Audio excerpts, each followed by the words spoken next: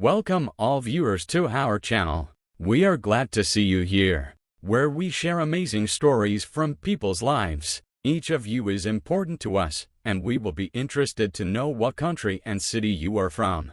Please write about it in the comments. Now let's move on to our first story.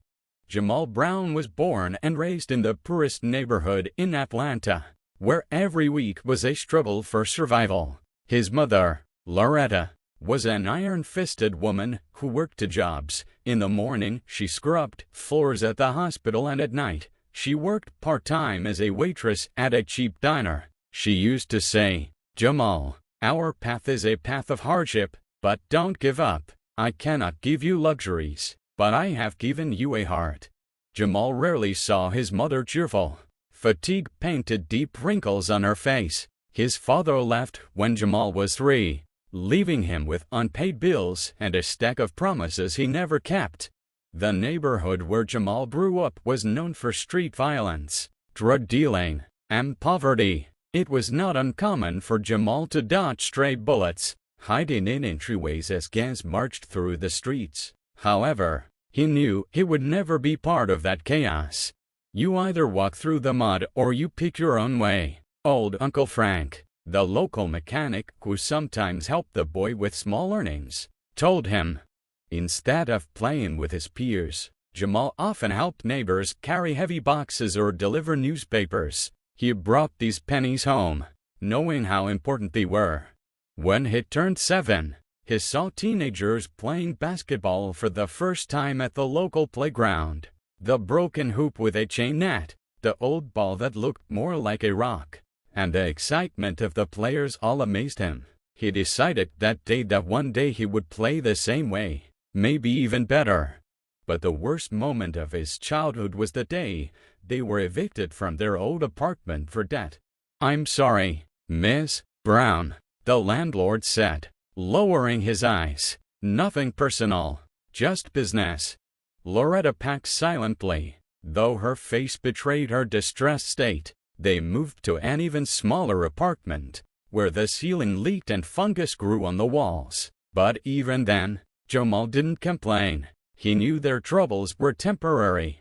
All he needed was a chance to show what he could do.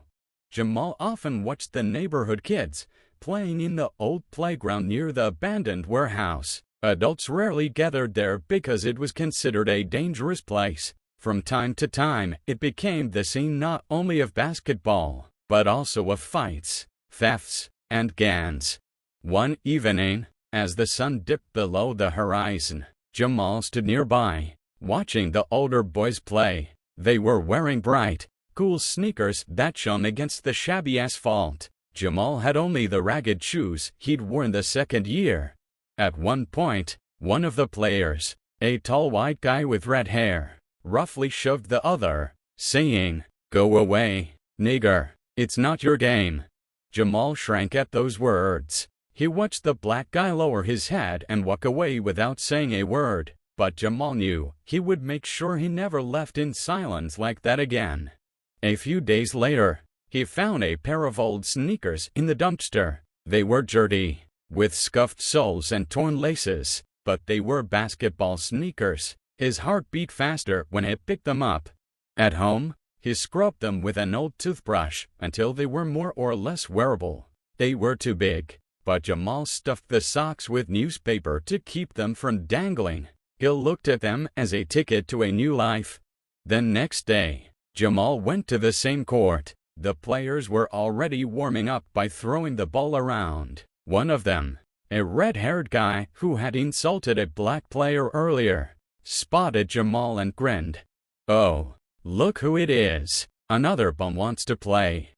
The laughter echoed around the court. Jamal felt anger rising inside him. He stepped forward. "Give me the ball."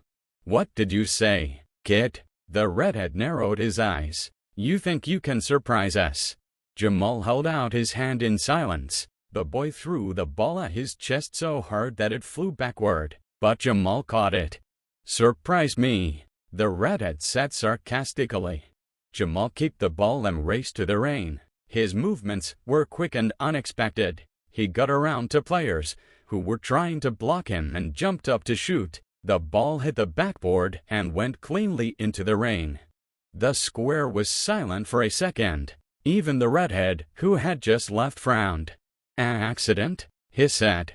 But it wasn't an accident. Jamal continued to play, and with each throw, he convinced those around him that he was more than just a street kid. His movements were sharp and precise, his tenacity indomitable. After the game, which lasted over an hour, the redhead walked over to Jamal, wiping the sweat from his forehead. "Okay, kid, you're not as bad as I thought you were, but don't forget you're a nobody here. You can run and jump all you want, but people like you don't make the teams." Jamal met his gaze. "We'll see." Those words became a vow to him. He came home exhausted, but for the first time he felt strong. He knew now that basketball was his chance to get out of the mud and prove that he was worth more. Every night Jamal stayed at the playground, even when the others went home. He kept practicing until the streetlights began to flicker and the shadows on the pavement seemed ominous. He was alone on this court. The ball Uncle Frank had given him was starting to wear off, but Jamal held it like a treasure. The smell of gasoline and garbage was often in the air, and sometimes dogs barking or muffled gunshots came from far away. His neighborhood was awake, but Jamal paid no attention to the noises. For him, there was only the ball, the rain, and his dream. His training was simple but brutal. He threw the ball around until his wrist started to ache. He'd jump, touching the backboard with his hand, over and over again until his legs felt like cotton. And when he fell from fatigue, he'd get up and keep going. "If you're getting tired, it means you're growing," he told himself. But one day, while he was practicing, 3 teenagers, a local street gang, approached the playground. Jamal noticed them as they crossed the road, laughing and talking loudly. They came closer, and one of them, one with a scar on his chin, glared at Jamal. "Look what we got here, little Jordan," he grinned, nodding at the ball. "What, you think you're going to be a star?" Jamal remained silent, continuing to drive the ball and taking another shot. The ball bounced off the ring, and one of the boys picked it up. "Hey, that's my ball," Jamal said, trying to keep his composure. Scar threw the ball so hard at Jamal's chest that he barely stayed on his feet. "You're practicing here like the world is yours. Remember, kid, there's no room for dreams in this neighborhood. You either survive here or you die." Jamal looked at them, clenching his fists. "I'll survive," he said firmly. Scar laughed, but there was a flicker of respect in his eyes. He tossed the ball back to Jamal and waved to his boys. "All right, let him play. He won't get far anyway." When they left, Jamal stood still for a long time, clutching the ball. His heart was pounding with fear, but there was something stronger inside him. It was a sense of challenge. From that night on, his training became even more intense. He would come to the playground right after school, practice his throws until sunset, and then continue in the light of the street lamps. One day it rained so hard that the water flooded the asphalt. Jamal was soaked to the skin, but he didn't leave. He threw the ball, which kept slipping out of his hands. Every time the ball didn't hit the ring, he yelled at himself, "You can do better, Jamal. Do it." His whole body was covered in mud. His hands were blistered and his muscles were aching, but he kept going. His mother often saw him late at night coming into the house. "Jamal, you're making yourself sick," she said, but there was more pride in her voice than worry.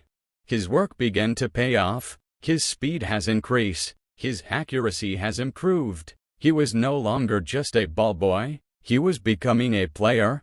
And he did all this under the light of street lamps, the only witnesses to his journey. By the time Jamal was 14, he was tall and wiry, but life around him was as brutal as ever. His days were routine: school in the morning, work in the afternoon, and a basketball court in the evening. School was not so much a place of learning as an arena where racism and prejudice were the norm. Teachers were reticent about black students, giving them less of a chance to prove themselves. Jamal, Mrs. Rowe, the math teacher, once said when he raised his hand, "Let's let others speak. You hardly understand anyway." He clenched his fists, but remained silent. Like basketball, he'd learned to suppress his anger and use it as fuel. By day, Jamal worked at the local diner, where cleaning tables and scrubbing floors became his primary responsibility. The owner, Mr. Richards, was an old white man with an unpleasant look in his eyes. He always looked at Jamal like he was guilty of something he hadn't done. "Don't be late, kid," he said every time he handed out his paycheck, "or there's plenty more like you on the street." Jamal let such comments pass his ears, but they left scars on his soul. Despite this, basketball was becoming a place of salvation for him. Every once in a while, he began to attract attention. At one high school game, he made a brilliant play, hitting the winning shot with a few seconds left. The fans jumped to their feet and the team surrounded him, lifting him in their arms. But the joy didn't last long. In the locker room, the team's coach, Mr. Walsh, looked at Jamal with an expression that was cold. "Brown," he said, folding his arms across his chest, "you played well, but I'll tell you straight up, you don't belong here. We're looking for players to represent our school in a, let's just say, a more dignified way." Jamal didn't immediately understand what he meant, but then the words came to him. More dignified meant not black. "But I'm the best on the team," Jamal objected. "Maybe," Walsh said, "but that doesn't always solve everything." Those words cut him off from the team. Despite Jamal's superior technique and tenacity, he was left sitting on the bench. "It's not fair," he said at home to his mother. "Life is rarely fair, son," Loretta said, her eyes downcast. "But that doesn't mean you have to give up. You're stronger than this." Jamal realized that he would have to fight not only his opponents on the court, but also the system. One evening after work, he went to practice, but noticed teenagers from a wealthy neighborhood playing on the court. Their expensive sneakers glistened in the light of the street lamps, and loud laughter echoed around them. When Jamal approached, one of them, a tall, white-skinned boy with perfectly styled hair, looked at him with disdain. "Oh, look who's here," he said. "What are you? Showing us how you play in your ghetto league?" Jamal silently took the ball and began to drive it. "Let's play," he said. "If you lose," said the boy, "you'll leave and never come here again." The game was tough. The boys from the rich neighborhood used every technique, including blatant pushes and hooks, but Jamal played like a lion breaking out of his cage. He beat their defense, hitting 3 straight game-winning shots. When the game was over, the leader of the group walked silently off the court without saying a word. Jamal was alone, breathing heavily. His hands were shaking with exertion, but satisfaction burned in his heart. Each victory was a step forward, but each left behind a sense of bitterness. How long could he fight alone? The school basketball team was always considered elite. Practices were held in a spacious, clean gymnasium, and the players wore uniforms with the school logo and traveled to tournaments that were covered by local television. For Jamal, it was a dream come true, a doorway to a world where his talent could be noticed. Rumors about the team's recruitment began to spread a month before the selection day. Jamal heard the boys discussing it in the locker room after class. "If I get in, this is my way into college," one of the boys bragged. But Jamal knew that for him, this opportunity wasn't just a step up, it was his only chance. Without an athletic scholarship, he could forget about college.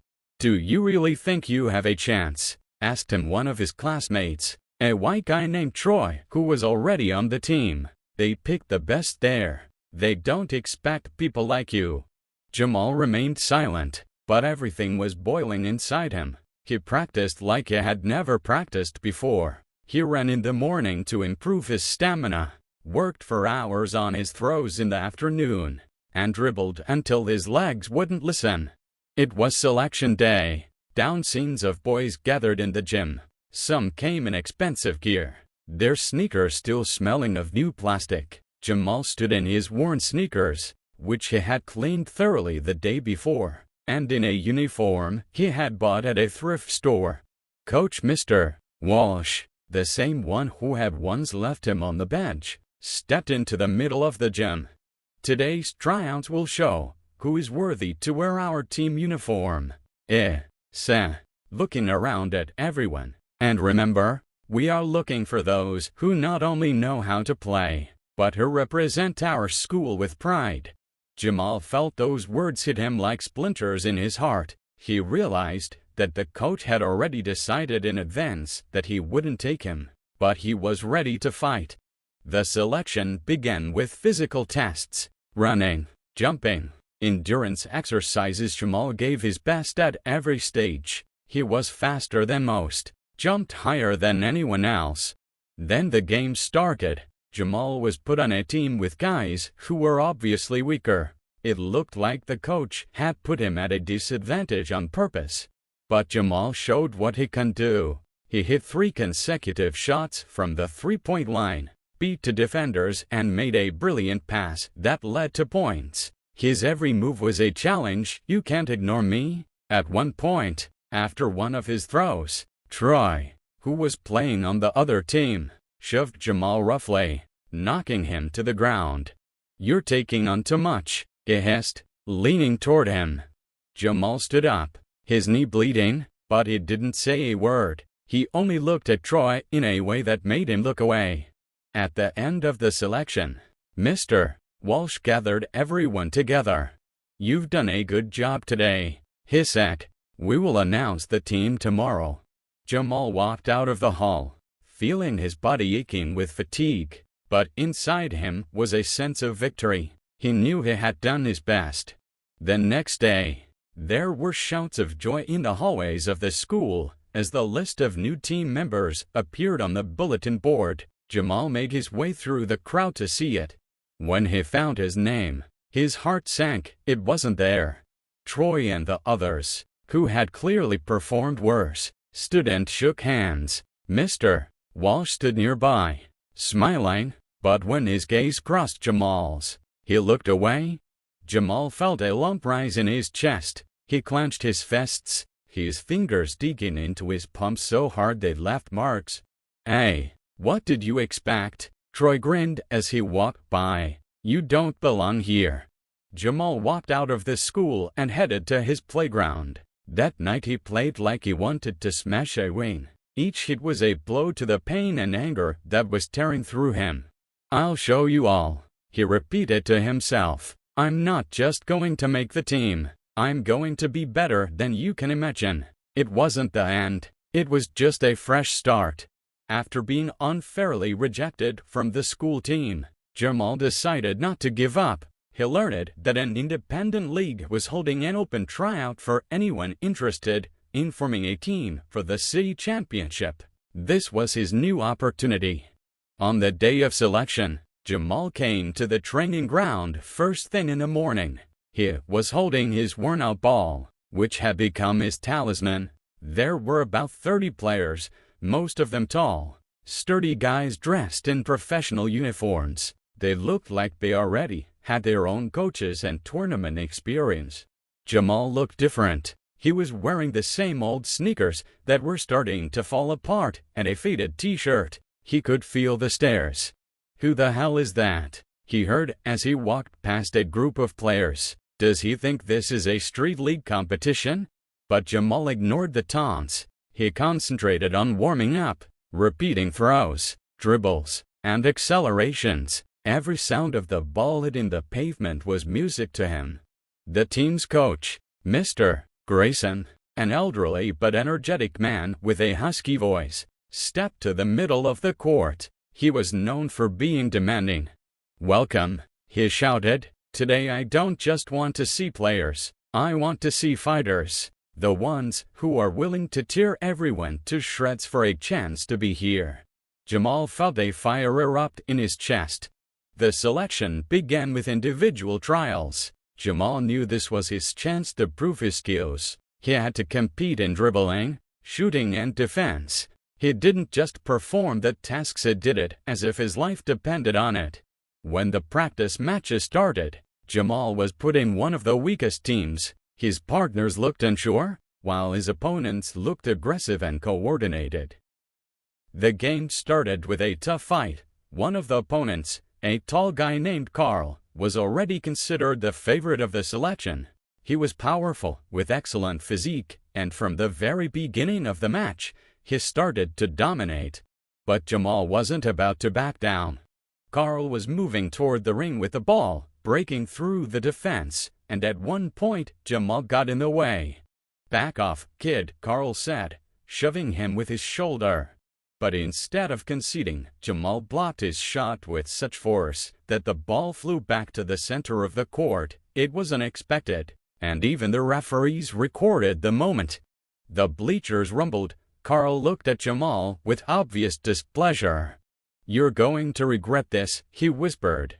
The next minutes of the game were like a war. Jamal showed incredible speed, taking the ball away from two defenders at once. He was hitting shots from such distances that his opponents were just throwing up their hands. Every pass he made through the defense was daring, almost reckless. At one point, Carl tried to break to the basket again, but Jamal thwarted his attack by grabbing the ball. He immediately rushed into a counterattack, bypassing all defenders, and finished with a powerful dunk. In the final minutes of the match, the score was tied. Jamal held the ball, defended from all sides. One of the opponents, clearly angry at his play, deliberately pushed him so hard that Jamal fell to the ground. His elbow hit the pavement and he felt a sharp pain. "Judge, that was dirty." There were shouts from the stands. But the umpire remained silent, and the game continued. Jamal got up, gritting his teeth, and went back out onto the court. As the final seconds ticked away, he made a feint, deceived two defenders, and shot the ball from the three-point line. The whole gym held its breath. The ball flew as if in slow motion, and finally went in cleanly. The game was over. His team won. As Coach Grayson began reading out the names of those who had qualified, Jamal stood aside, wiping the blood from his elbow. His heart was pounding so hard he could barely hear. "The last player to make our team," Grayson paused as he looked around the crowd, "Jamal Brown." The hall frowned for a second, then burst into applause. Jamal felt a great weight fall from his shoulders. This wasn't just success, it was a victory over prejudice, injustice, and pain. Coach walked over to him, putting a hand on his shoulder. "You impressed me, kid. You got talent, but I'll be honest, if you want to be the best, you're going to have to work twice as hard." Jamal met his gaze and nodded. "I'm ready, Coach." This victory was the first step. Jamal knew that more challenges lay ahead, but he was ready to go all the way. Before Jamal could even realize how much his life would change, his dream would once again be dealt a cruel blow. All he knew at that moment was that he was the best player on his team. He was the one who took it to the finals, who scored crucial shots and took balls away from opponents like it was his calling. He was the one who truly deserved a spot on the main national team. But, as always, the reality was different. After that crucial game, Coach Grayson told him that he still didn't see a single reason not to take Jamal to the main team. But when it came time to sign the official applications, something happened. What Jamal had feared, what he had always known. There was no place on the team for a black kid, even the most talented one. The day after the game, the coach invited all the players to a meeting. The athletic club staff, a few parents, and even local reporters gathered in the auditorium to talk about the national team's prospects. Grayson stood in front of the group, holding a list of names. "I'm proud of the way we played," the coach began, turning his attention to the players in front of him. "You showed true team spirit. But only the best will play at the championship. To be a part of the main squad, you have to match the level we set for ourselves. Jamal knew his name was on the roster and his heart was racing. He imagined putting on that blue uniform with the team's emblem and standing on the court next to the best players in town. But instead, Coach Grayson stopped at a certain spot on the list, as if he were looking for something. He was silent for a few seconds, and then, looking straight into Jamal's eyes, he said, "I apologize, Jamal, but your application has been denied. We have decided that you are not a good fit for our team. This decision is based on your overall level of play, but unfortunately, you don't quite meet the criteria that we think you should."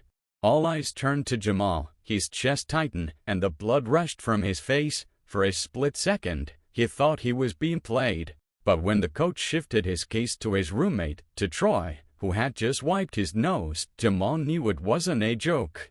He couldn't believe his ears. Jamal was without question the best player. His stats were undeniable: points, blocks, assists. He was the one who had led the team to victories, and now he was just being thrown out without even a chance. Grayson continued to speak, but Jamal couldn't hear his words. He tried to digest what was happening, trying to find at least one logical reason for the decision. "You weren't alone, Jamal," the coach continued, looking toward the other players. "There are players who are more suited for this level. We're not just looking at individual skills, but overall compatibility with the team. That's important, you know. It's important for our reputation." The word reputation sounded like a sentence. Jamal knew it was only an exculpatory phrase. Everything behind those words was much more blatant. Reputation meant that the team couldn't afford a black player in its main lineup. Jamal understood that one thing was missing: the color of his skin. He looked at everyone sitting in the gym. Troy, with his shiny, expensive sneakers and posing smile, Saturday next to other players who were clearly worse at the game than he was. But no one argued. They all fit the one ideal Jamal could never come close to. He tried to squeeze the words out of himself. "But I'm the best. It's not fair. I should be on the team." Grayson only shook his head. He smiled, but it was cold and empty. "You're not fit for the team, Jamal. We can't risk our reputation, and playing in such an important league requires certain standards. We decided it would be better for you to continue your training elsewhere." The coach's words cut Jamal off like a knife. He wanted to object, to shout, to explain, but his feelings wouldn't give him a voice. All he was left with was deafening rage and cold pain. He took a step back and then stood up as if leaving the field. His chest clenched with a deafening sense of loss. When the meeting was over, Jamal didn't wait for it to end. He slipped out of the room, leaving an empty space behind him where his footsteps echoed. Outside, he inhaled the cold air sharply. It was a real cold void. He stood there, alone, on a street surrounded by many people, yet he felt completely isolated. It wasn't just rejection. It was the realization that all of his hard work, all of his sacrifices, all of his life up to this point didn't matter. He was blocked. The dream was shattering against the walls erected by prejudice. All he could do now was turn around and walk. But even in that step, he felt he had lost something very important, perhaps more than just a chance to be part of the team. Jamal wasn't broken. He was just silently ready to fight, even if it would never end. Jamal didn't know how long he stood outside, staring into the void. His ears were buzzing with indignation, and his mind was a blur. He could feel his body responding heavily to each step, and his thoughts, confused and anxious, were unrelenting. He still couldn't believe what had happened. It was like a cold knife in his back, like a betrayal he couldn't forgive. All the effort, all the training in vain. He remembered that moment in the meeting when the coach had said those words. "You're not a good fit for the team." It was like a punch in the face. Jamal tried to fight it, but there was only chaos in his chest: anger, helplessness, and pain. He had no answer for this. All his years on the streets, all the sweat and blood, everything he'd done for his dream, didn't matter. He was just cast aside. When Jamal returned home, he felt his whole life begin to fall apart. His mother was already preparing dinner, her eyes tired but full of concern. She smiled at him, but her face immediately changed when she saw how he looked. His eyes, usually so determined, were full of disappointment. He didn't tell her right away, but she sensed something was wrong. "What's wrong, Jamal?" Her voice was soft, but there was anxiety in it. He was silent, standing on the threshold. His insides were churning, but he couldn't find the right words. Instead, unable to bear it, he suddenly ran out of the house, banging on the door. His mother tried to stop him, but he was already far away. He ran across the block, not thinking about where the path was leading him. He was furious. All he needed to do was tear, destroy everything that stood in his way. Everything mixed in his head: the urge to scream, to yell, to scream at the world, at these people who had wronged him. Why did he always have to be in the background, despite everything he'd done? At some point, his feet carried him to his old street pad. He'd been here many times, but it looked different today. Silently he stood by the ring, looking at its corroded metal. This place where he had once been at his height now seemed empty, abandoned. He approached the ring and tugged at it with his hand, trying to feel a fraction of the power, a single spark from the past. But the ring gave weak resistance and pulled his hand back. Jamal couldn't sleep at night. His body, still tired from training and the brutal matches, wouldn't let him rest. He tossed and turned, trying to find a comfortable position. But there was something inside him that pressed like a rock on his chest. His hands were bloody, his head a blur. All this anxiety refused to come out. Why hadn't he been given a chance? He had already proven himself worthy of it, but none of that seemed to matter now. He tried to replay in his head again the moments of his best actions on the field, the throws, the jumps, the wins. But the longer he thought back, the more it felt like something unattainable, like it wasn't happening to him. It was happening to someone else, someone no one had ever seen, someone he would never accept on his team. He jumped, remembering the coach's words, "You're not fit for the team." Those words echoed in his head, haunting him like a nightmare. Jamal was the best player. He knew it. He felt it in every cell of his body. But it wasn't enough. It wasn't enough of his effort, not enough of his blood and sweat and tears. It was something more, something he couldn't fight. It wasn't about basketball. It was about something much bigger. The next morning Jamal woke up feeling how hard he was breathing. His gaze fell on his old sneakers, which seemed to have become part of his very life. But they didn't matter now. Just like everything else, he couldn't remember what had once made him happy in basketball, what had once made him get up in the morning. He couldn't see a way out. Everything he had strived for, everything he had built, had come crashing down. He wasn't part of the team he believed in. He was alone, unable to move on.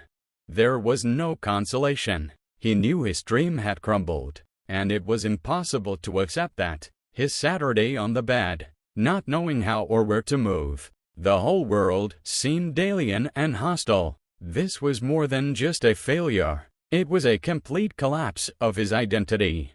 He jumped out of bed, grabbed the ball, and ran outside. But there was no longer the burning desire that had once been in his eyes. He could still feel the anger bubbling in his chest, but now it seemed empty and useless. The dream had been destroyed, and nothing could bring it back. Jamal was like a torn man with no one else to listen to him. His own reflection in the mirror looked alien. He didn't know what to do, and it was all because he didn't look like them. Jamal Saturday on the couch, staring at one point, his eyes lifelessly empty. The room smelled of dinner, beef and potatoes, a favorite dish his mother had made for him when he was a boy. She had always tried to keep the house cozy, to make her son feel loved and protected. despite all the difficulties of their lives. But today, that smell didn't bring relief. He couldn't even remember the last time he had Saturday with his mother and truly enjoyed life. Everything seemed broken. Everything seemed lost. She stood in the kitchen, chopping vegetables, and it was obvious from her movements that she suspected something. She always saw through his silence, through his empty eyes. She knew something was wrong with him, and she waited for the moment when he would finally open up. Jamal. Her voice was soft but stern, as it always was when she felt the need to intervene. Tell me, what happened? You didn't even tell me why you didn't go to school today. Jamal was silent, unable to utter a word. He could feel the ache inside, the anger and despair that had burned out and now filled his soul, leaving only emptiness. He knew that if he spoke, she wouldn't be able to understand. He couldn't afford to look weak in front of her. After all, she had always struggled, and he had to struggle too, didn't he? But right now he didn't care. All that remained was a dark abyss into which he could fall. His mother, sensing his silence, came over to him and sat her down in the chair beside him. She looked at him carefully, her eyes full of maternal concern, but something in her gaze spoke of determination. She wasn't going to leave him alone. I know what you're going through, son, but you can't keep it all inside. You've always been strong, and now you need to be strong, not just for yourself, but for both of us. You know I'm always with you. Jamal suddenly raised his head. He met her eyes, and for a moment everything frowned. There was a spark in his soul against something distant, indistinct, but making his heart beat faster. He spoke at last. Mother, I didn't make the team. I was the best, but it didn't matter.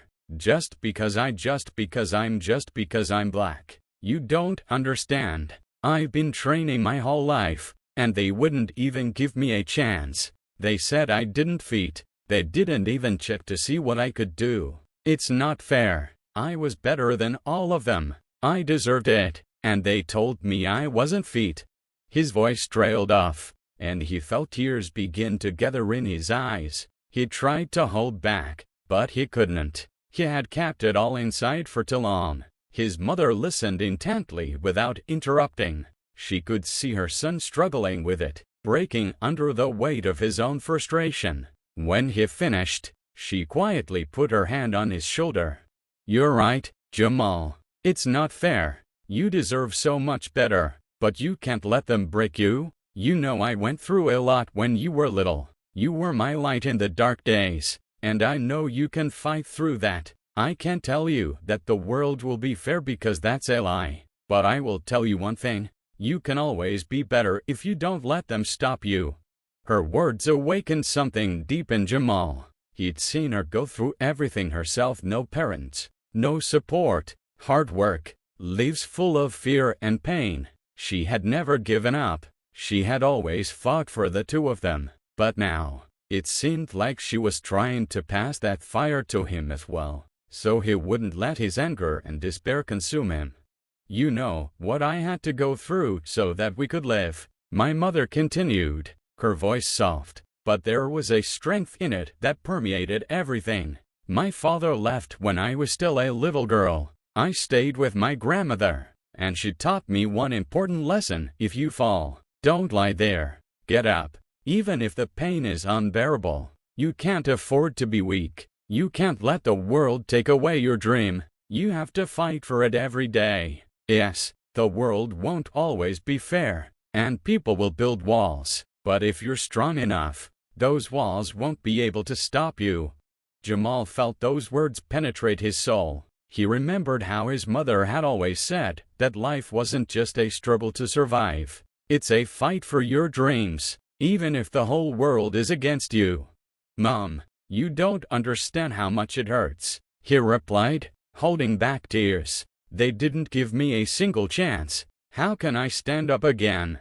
You're up, son, she said, her eyes glistening with tears. You got up when you decided to be better than the others. You got up when you fought for your dreams. Despite all these hardships, you may fall, You may be disappointed, but you will never be broken unless you let yourself be. You are stronger than you think you are. Jamal felt his heart begin to beat again. His anger, his despair, began to recede like a fog. A spark flared up inside him again. He didn't know exactly how he would fight, but he knew he had to. He was willing to fight not only for the dream, but for himself. I won't give up, Mom. I promise. I will fight. I won't let them win. His mother smiled softly, pulling him close to her. And in that moment, amidst all the frustration and pain, Jamal realized one thing: he was not alone, and that was more important than anything else. When Jamal woke up the next day, he already knew that his life would not be the same. He could feel a new fire growing inside him, a fire that demanded action. His mother had told him that he couldn't let the world suppress his dream. He realized now that this was exactly what they expected of him, for him to give up. But he couldn't and wouldn't do it. He was no longer willing to hide in the shadows. If he couldn't get a chance on the basketball court, he would create that chance himself and let everyone know why he had to be there. Jamal was not a politician. He wasn't the leader his teachers and coaches always wanted him to be. But he was a fighter, and now his fight wasn't just for his spot on the basketball team. It was a fight to be heard, to be respected, to be accepted for who he was. And if that required a fight, he was willing to do it. Jamal's first step was to contact the local media. He knew that if his story got into the newspapers or on local television, the whole town would know what had happened. But what surprised him was how easy it was to get people to listen to him. He wasn't a famous athlete or an activist, but his story resonated. Jamal called the editorial board of the local newspaper, hoping his voice would be heard. "I want to talk about how I was rejected from the team," he said, barely holding back a wave of anger. "I trained like no one else, but I didn't get picked. I want people to know that it's not just a mistake, it's racist." His words caused silence on the other end of the line, but after a few seconds, he was answered. The woman who answered the phone said she was ready to meet him and hear his story. A couple of days later, Jamal stood in front of a local television camera, his face resolute, his eyes full of rage and determination. He told his story the way he felt it should be told, without embellishment, without deception. He talked about how he practiced hard, how he practiced his throws for hours, sometimes late into the night, until he was exhausted. He talked about how he was treated like someone who didn't deserve equality despite his best efforts, and all the while, his heart clenched in pain. He knew his story wasn't just his personal tragedy, it was the very moment he became a symbol of what many in his position feel every day. When the camera turned off, Jamal was relieved, but that was only the beginning. Although most of Jamal's classmates were not as open to his struggle, a few people who saw his efforts and suffering supported him. Among them was Johnny, his longtime friend with whom they had played outside since they were children. Johnny was white, but from the beginning he sensed the injustice Jamal faced. He had always considered him not only his best player, but also his friend, and couldn't understand how this could have happened. Johnny was one of the few who dared to support him and speak openly about it. "You're not alone, Jamal," Johnny said as they sat in the school library, discussing how to proceed. "We're with you, and I'm going to make sure people know what's going on here. I'll talk to the teachers. Maybe if they support us, this can all be changed." Johnny organized a meeting with several teachers who already knew about the injustice that had happened to Jamal. Among them was the history teacher, Miss Clark, a woman who had always stood up for justice and helped her students fight inequality. She was willing to be Jamal's ally, and her support meant a lot to him. "We'll be with you, Jamal," Miss Clark said. "I know how hard it is to be in your situation, but if we stay silent, if we don't take action, nothing will change. You deserve this. You deserve your place on this team. We're gonna fight for it together." Miss Clark's words were like a balm to his soul. He knew that now he had support, He had the strength to fight not only for his dream, but also for justice for others. Jamal's support only grew with each passing day. More than half of the school teachers signed his petition, supporting his demand for a review of the coach's decision and what happened at the tryouts. Several classmates began holding small actions and rallies in support of Jamal, trying to bring the issue to the attention of other students.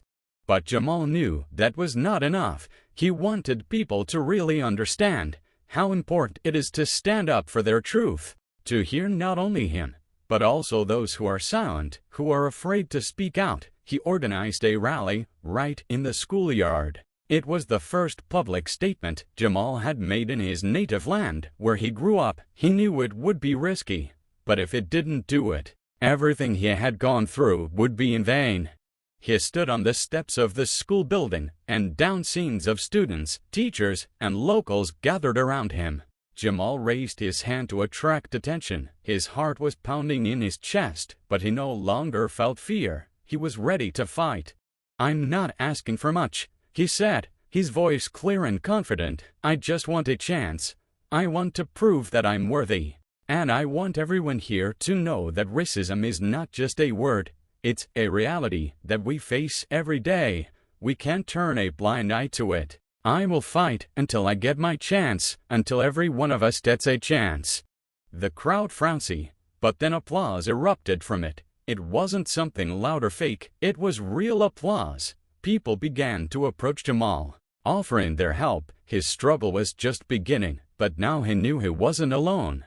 A few weeks passed after Jamal organized his protest. Everything happened with increasing speed, like a snowball. Gathering more and more support, public opinion had changed. People in the city, who had previously passed by indifferently, began to realize what happened to Jamal was not an accident, but a consequence of an outdated and unjust system that continued to work despite progress in society.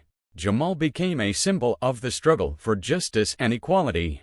To succeed, however, he had to face even greater brutality. He knew that the fight for justice would not be easy, and those who epitomized the system would not give up without a fight. And indeed, that was the case. People who had previously shown hidden contempt or indifference now began to openly oppose him. They didn't want the system to collapse. Coaches, teachers, senior players on the team, they all looked at Jamal with contempt, trying to suppress him, but he was already ready for it. With each passing day, the pressure on the coach increased. After Jamal's protest caught the attention of the local media, school and athletic department officials came under pressure. Parents, teachers, and even students began demanding an investigation. Several teachers said they were aware of the coach's bias, but couldn't do anything about it until Jamal came forward. With this revelation came a wave of outrage, and everyone who had anything to do with the situation could not stay away. The protests did not stop. The local newspaper continued to publish articles supporting Jamal. People at the school organized rallies and discussions, gathering after school to talk about the racism and discrimination that was creeping into the sports field. For many, it was a signal that it was time for something to change, and Jamal became a symbol of change. People came to the conclusion that if they remained silent, the system would never change. In the end, the school administration could not turn a blind eye to public outrage. The decision was made at the highest level.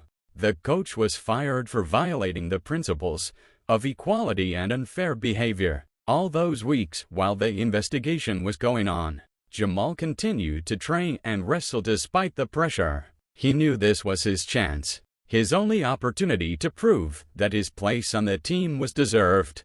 When Jamal had been at practice for the first time since his coach had been fired, he had felt a strange mix of emotions, from excitement to fear. He was the center of attention, but it was no longer something intimidating. Now he could feel the power behind him. Everything he had experienced had brought him here. He looked forward to the start of the training, not as a ward, not as someone who had to fight for a spot. Now he was an equal among equals. When the coach, who had been assigned temporarily, approached him and held out his hand, Jamal, though he felt slightly perplexed, squeezed it, looking him in the eye. This was a new chance, and he wasn't about to miss it. "We've all seen you fight, Jamal," said the coach, "and I believe you deserve this spot. You're on our team." Those words sounded like a victory cry to Jamal. He knew that his place on the team was now earned, but victory wasn't just a formality. It was the result of a struggle that had cost him tears, effort, and loss. He had already proved to himself and everyone around him that he had not given up. They had not let the system break him. On this day at practice, Jamal showed his best game. He was not just scoring accurate shots, he was a leader. He led the team not only on a physical level, but also on a moral level. His effort became contagious. He was no longer just a player. He became a symbol that fighting for your place in life is not just about strength and talent, but about resilience of spirit. But his story didn't end there. Jamal was not just a winner. He became an example to others. His actions inspired many in the school and beyond. Other students began to speak openly about their experiences of discrimination and bias, and his story became the blackstone that started a major change in the school system. Jamal realized that his struggle was not only his personal victory, it was the beginning of a change that touched not only his life, but the lives of many others. Everyone who has ever faced bias felt empowered to keep fighting, because Jamal showed that justice can be achieved if you fight enough. After Jamal joined the team, everyone noticed how the climate in the school's athletic department changed. Discrimination, which had only been talked about in whispers, became an open issue that everyone faced. Jamal was no longer just someone who practiced on the street court. He was someone who broke the barrier between the races and showed everyone that the world had to change. He wasn't just a player, he was a symbol. And that victory was more than just making the starting lineup. It was the victory of a lifetime. The struggle continued, but now Jamal knew that if he could beat the system in basketball, he could beat it in other areas of his life. Years passed and Jamal became what he once only dreamed of, a professional basketball player.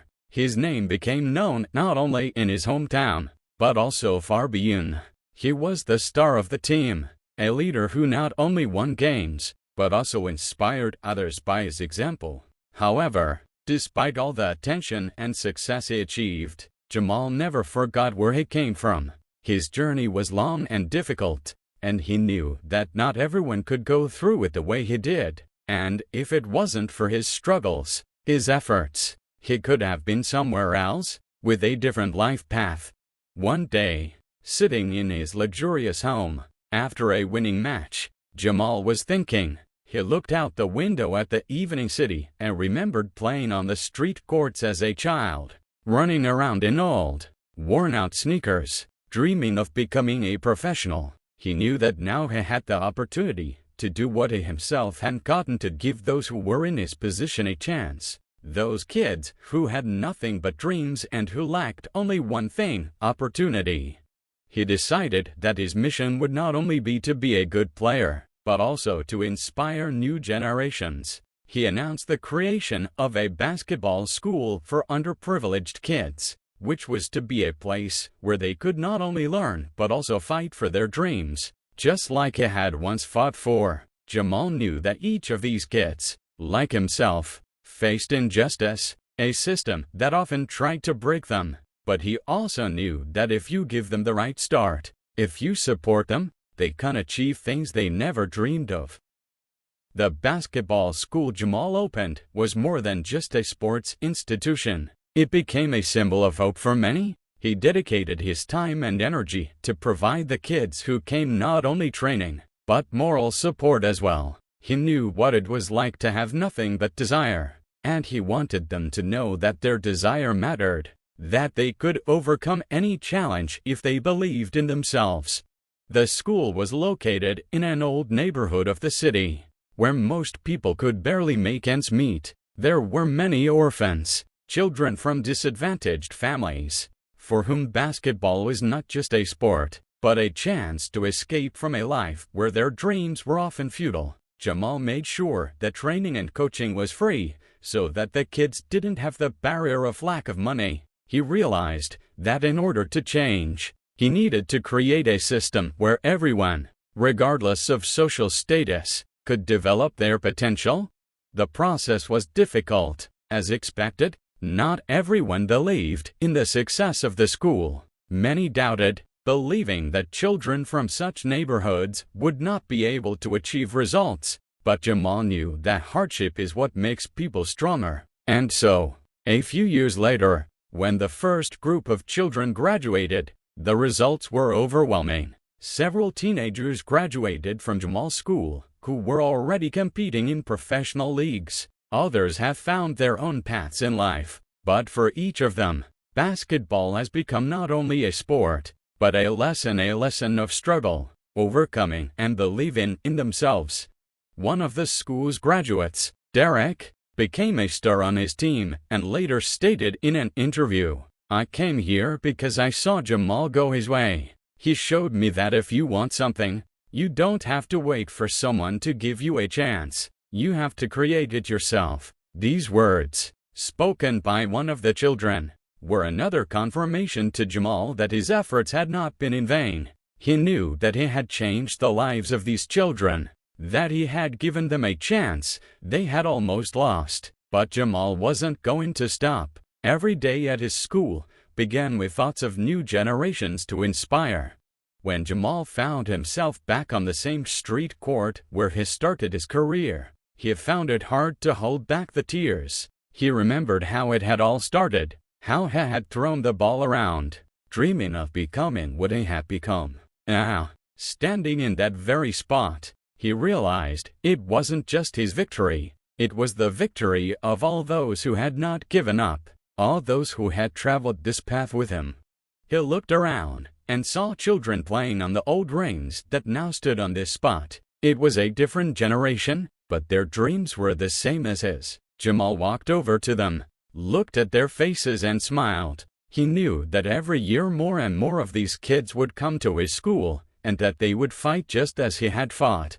His story has become a legend in the world of sports. Jamal was an example to everyone who ever faced obstacles in his path. He proved that willpower and perseverance can overcome any barrier. But despite his fame, he never forgot where he came from and who he was doing it all for.